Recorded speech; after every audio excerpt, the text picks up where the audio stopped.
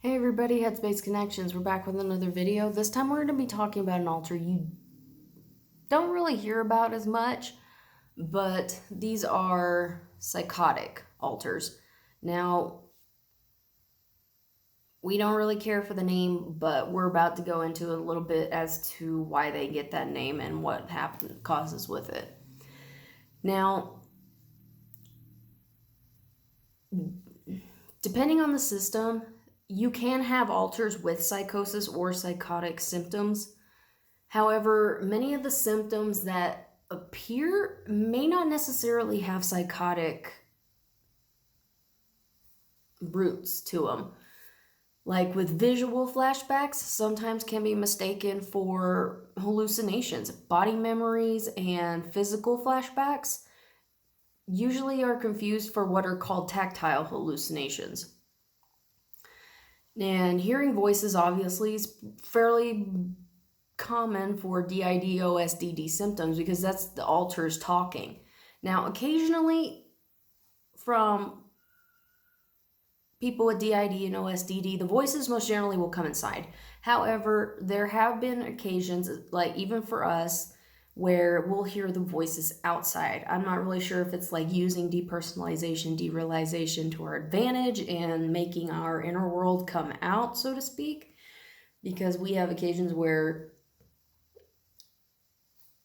if we feel safe enough, or if we are alone, like if I'm talking to say Gavin or somebody else, and sometimes it will be almost as if I'm actually seeing them, like standing right next to me or on the other side of the kitchen or something like that.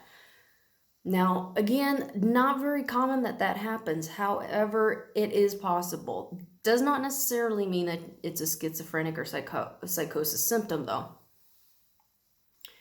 Also, thought snatching with the DID-OSDD systems generally going to be caused by alters, especially if you don't have known symptoms of actual psychosis or schizophrenia or schizoaffective, things like that. Now, beliefs caused by trauma can be mistaken for paranoia. Like, say, if somebody who was in a ritual abuse group, that they have the belief that the CIA, the FBI, or somebody planted a bug in their head. And can also have, again, with this people in ritual abuse groups, can have alters that are trained or programmed to produce psychotic-like symptoms under certain circumstances, which that thought to me is just mind-blowing that somebody would actually want to do that, but people are crazy, so who knows.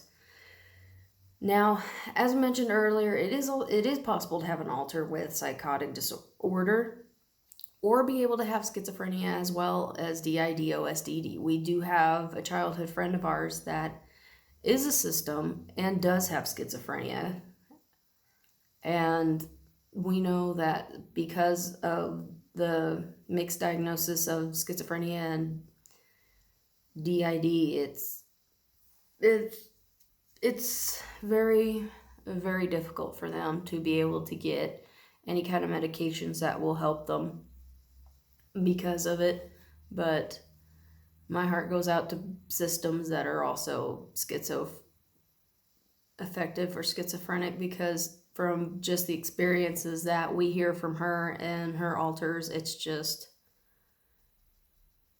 mind-boggling how they manage to function, honestly.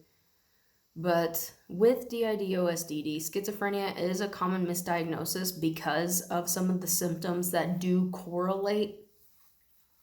I know with us, one of the first things that they started treating us for was schizophrenia, because at the clinic that we were going, nobody really understood DID or OSDD, so nobody really brought it up.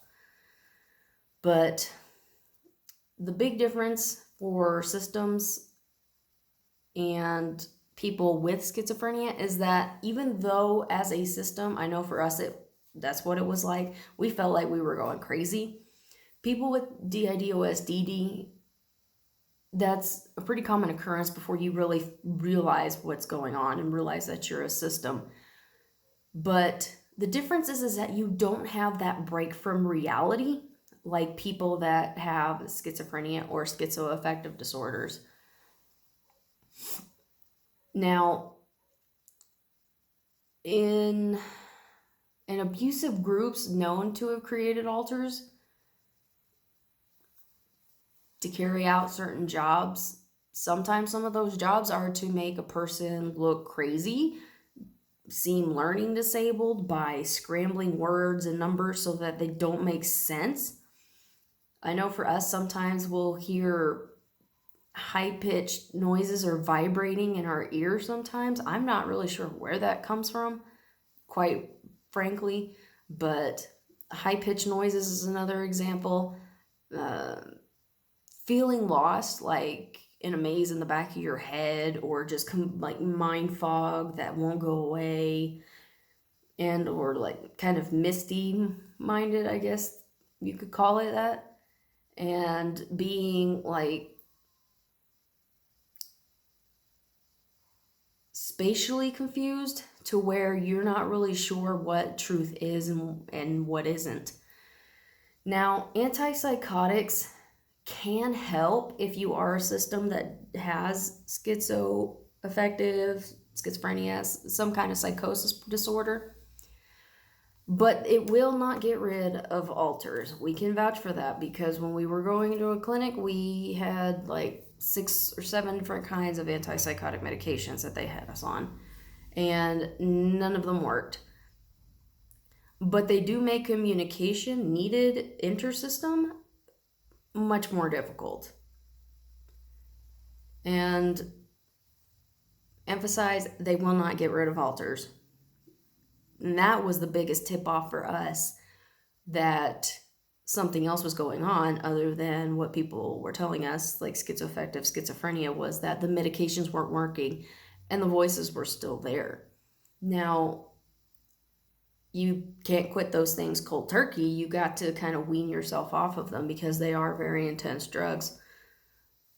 But once we got off all the medications that we didn't need, and communication just opened up like so much more, that it was actually unreal how much the medications were hiding and why it was making it so difficult to communicate, to get things done. And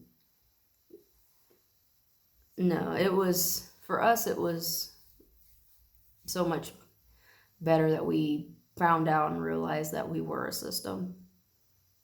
Which also what is why it makes it so much more difficult, because there's just not enough people that are experienced or have the knowledge to be able to help people who may be systems.